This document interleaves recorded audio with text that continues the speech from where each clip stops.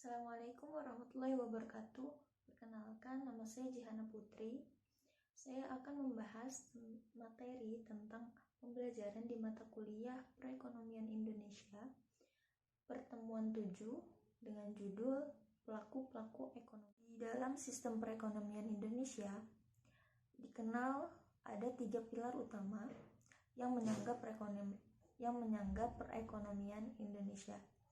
Ketiga pilar itu adalah, yang pertama itu badan usaha milik negara yang biasa disebut dengan BUMN, dan yang kedua badan usaha milik swasta yang biasa disebut dengan BUMS, dan yang ketiga adalah koperasi, atau dengan kata lain dapat dikatakan bahwa di dalam perekonomian nasional ada 2 kelompok pelaku ekonomi, yakni swasta dan pemerintah. Menurut Tambunan, pada tahun 2016, peran dari pelaku-pelaku ekonomi tersebut di dalam perekonomian Indonesia dapat dilihat dari beberapa indikator. Yang pertama, dalam sumbangannya terhadap pembentukan atau pertumbuhan PDB atau biasa disebut dengan pangsa PDB. Dan yang kedua, kesempatan kerja, pangsa kesempatan kerja. Dan yang ketiga, peningkatan cadangan valuta asing atau devisa, terutama lewat ekspor, pangsa ekspor. Dan yang keempat, sumbangannya terhadap keuangan pemerintah lewat pembayaran pajak dan lainnya. Menurut Jack Krawerdeja dan kawan-kawan, pada tahun 2017, berdasarkan ciri-ciri sistem ekonomi Pancasila atau SEP, peran serta masyarakat dalam aktivitas ekonomi direpresentasikan oleh 3 pelaku ekonomi, yakni BUMN, koperasi, dan swasta. Tiga pelaku ekonomi tersebut harus diatur dalam 3 tata peran pelaku ekonomi yang selanjutnya disebut dengan PTPPE, atau peran apa yang dikerjakan oleh koperasi, BUMN, atau usaha swasta dalam pembangunan industri. Pembagian peran atau aturan perilaku industri ini merupakan perwujudan pelaksanaan dari ayat 2 pasal 33 Undang-Undang Dasar 1945 beserta penjelasannya. Selanjutnya, ciri-ciri dan misi para pelaku ekonomi. Yang pertama itu badan usaha milik negara atau disebut BUMN.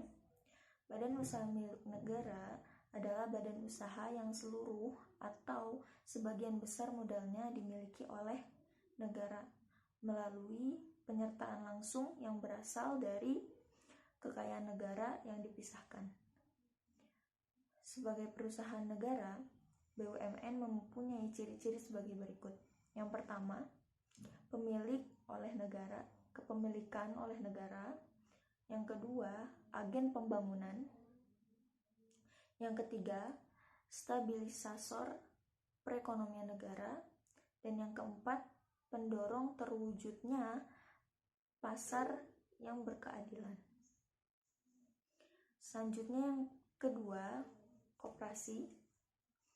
Koperasi adalah badan usaha yang beranggotakan seseorang atau badan hukum. Koperasi dengan melandaskan kegiatan berdasarkan prinsip koperasi, sekaligus sebagai gerakan ekonomi rakyat yang berdasarkan atas asas kekeluargaan. Ciri-ciri dari koperasi yang pertama itu kumpulan orang, bukan kumpulan modal. Dan yang kedua, wadah kegiatan bisnis sosial yang bekerja untuk kepentingan kesejahteraan anggotanya. Dan yang ketiga, sarana pemerataan ekonomi. Selanjutnya ada peran swasta. Usaha swasta adalah usaha yang modalnya dimiliki oleh pihak swasta, memiliki fungsi dan peranan yang terbagi atas berbagai jenis dan bentuk, serta mempunyai tujuan untuk memperoleh keuntungan. Usaha swasta memiliki ciri-ciri sebagai berikut. Yang pertama, dimiliki oleh perorangan. Yang kedua, maksimalisasi keuntungan. Dan yang ketiga, mendorong pertumbuhan ekonomi. Selanjutnya, kebijakan privatisasi di Indonesia. Menurut Basri, pada tahun 2002, paling tidak ada 5 faktor yang melatar belakangi keberadaan BUMN, yaitu yang pertama, pelopor atau perintis karena swasta tidak tertarik untuk mengikutinya. Dan yang kedua, mengelola bidang-bidang usaha yang strategis dan pelaksanaan pelayanan publik. Dan yang ketiga, penyeimbang kekuatan-kekuatan swasta yang besar. Dan yang keempat, sumber pendapatan negara. Dan yang kelima, hasil dari nasional perusahaan-perusahaan Belanda. Secara umum,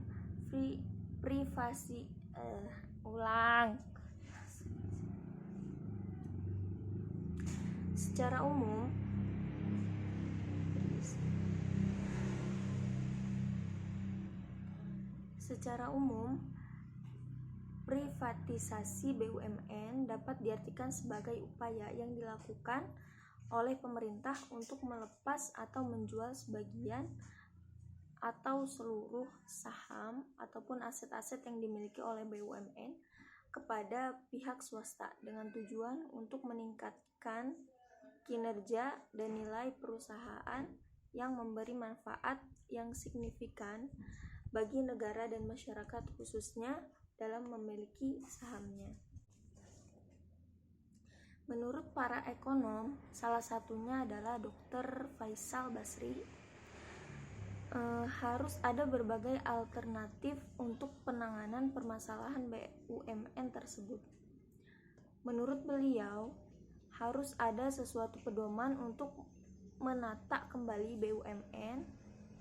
Ada 2 faktor yang menjadikan kriteria, yaitu eksternalisasi dan efisiensi. Beliau menggambarkannya dalam bentuk sebuah peraga. Nah, kalian bisa lihat di samping untuk peraga konsepnya. Ya, sekilas sejarah koperasi di Indonesia dan di dunia. Sebenarnya koperasi itu bukan organisasi khas dari Indonesia, tapi awal mulanya yaitu diperkenalkan di Inggris. Misi utama koperasi itu untuk menolong para petani serta para buruh yang kekurangan dalam ekonominya. Sampai akhirnya koperasi itu terkenal dan menjalar ke seluruh negara-negara yang ada di dunia. Contohnya seperti Uni Eropa dan Amerika Serikat. Sudah menjadi perusahaan-perusahaan terbesar termasuk di sektor pertanian, industri manufaktur, dan perbankan yang mampu bersaing dengan korporat kapitalis. Menurut data dari ICA, di dunia sampai tahun 2009 saja ada sekitar 800 juta orang adalah anggota dari koperasi, dan diestimasi bahwa koperasi secara total mempekerjakan lebih dari 100 juta orang, 20% dari jumlah yang diciptakan oleh perusahaan-perusahaan multinasional pada tahun 1994. Perserikatan Bangsa-Bangsa PBB memperkirakan bahwa kehidupan dari hampir 3 miliar orang atau setengah dari jumlah populasi di dunia terjamin oleh perusahaan koperasi menurut Tambunan pada tahun 2009. Kemudian perkembangan koperasi di Indonesia. Sebagai sokoguru perekonomian, ide dasar pembentukan koperasi sering dikaitkan dengan pasal 33 Undang-Undang Dasar 1945, khususnya ayat 1 yang menyebutkan bahwa perekonomian disusun sebagai usaha bersama berdasarkan asas kekeluargaan. Dalam penjelasan Undang-Undang Dasar 1945 itu dikatakan bahwa bangun usaha yang paling cocok dengan asas kekeluargaan yaitu adalah koperasi. Berdasarkan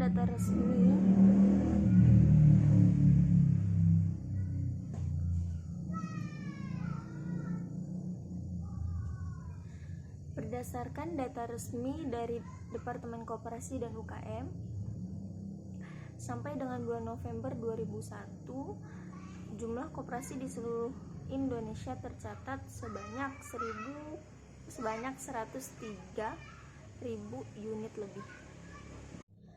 Dengan jumlah keanggotaan sekitar 26 juta orang. Corak koperasi di Indonesia adalah koperasi dengan skala kecil. Ini sangat berbeda dengan koperasi-koperasi di negara maju pada umumnya. Skala besar dengan nilai aset dan omset yang sangat besar. Menurut Sutisno tahun 2003, koperasi di Indonesia didominasi oleh koperasi kredit yang menguasai antara 55 hingga 60% dari keseluruhan aset koperasi. Sementara itu, dilihat dari populasi koperasi yang terkait dengan program pemerintah hanya sekitar 25% dari populasi koperasi atau sekitar 35% pengkreditan mikro, menempati tempat kedua setelah Bank Rakyat Indonesia. Unit desa sebesar 46% dari KSP atau USP, dengan pangsa sekitar 31%. Dengan demikian, walaupun program pemerintah cukup gencar dan menimbulkan distori pada pertumbuhan kemandirian koperasi, tetapi hanya menyentuh sebagian dari populasi koperasi yang ada, sehingga pada dasarnya masih besar elemen untuk tumbuhnya kemandirian koperasi. Cukup sekian presentasi dari saya, kurang lebihnya saya mohon maaf. Wassalamualaikum warahmatullahi wabarakatuh.